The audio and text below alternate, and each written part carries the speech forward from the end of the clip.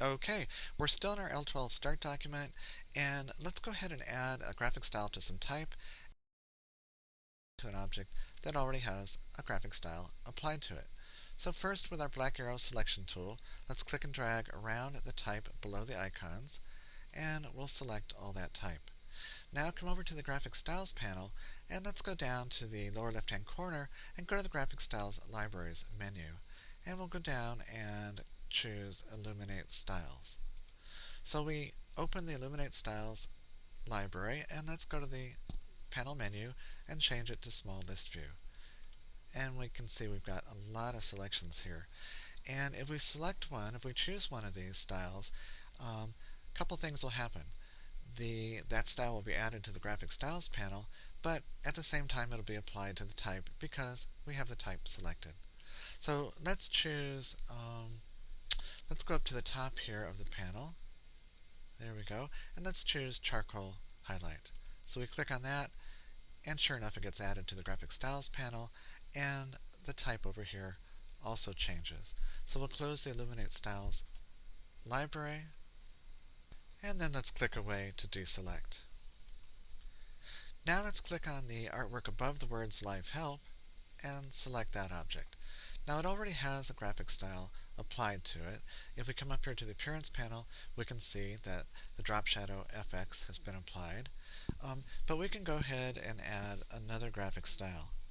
First of all, let's click on the Fill layer in the Appearance panel for that object selected, the path selected. We'll click on that Fill layer and make a duplicate. So with that selected, come down to the Duplicate Selected Item button at the bottom of the Appearance panel, and we'll click on that. And now we see we've got another fill layer in the Appearance panel. And with that fill layer selected, we're going to go ahead and click on the Color menu here, and we'll get the swatches that are available. But what we're going to do is add a swatch from the panel library.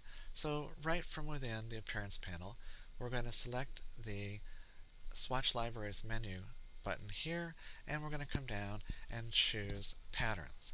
So we'll go to Patterns, and let's go to Nature, and then let's choose Nature Animal Skins.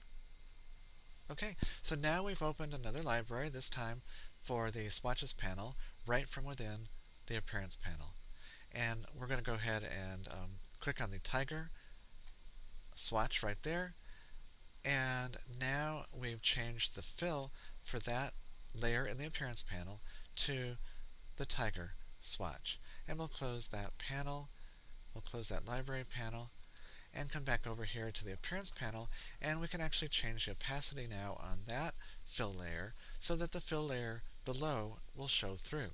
So click on the word opacity, and then we'll click on the word opacity here in the Transparency panel, and let's change it to 30%, hit the Tab key, and then hit the Escape key to close that panel.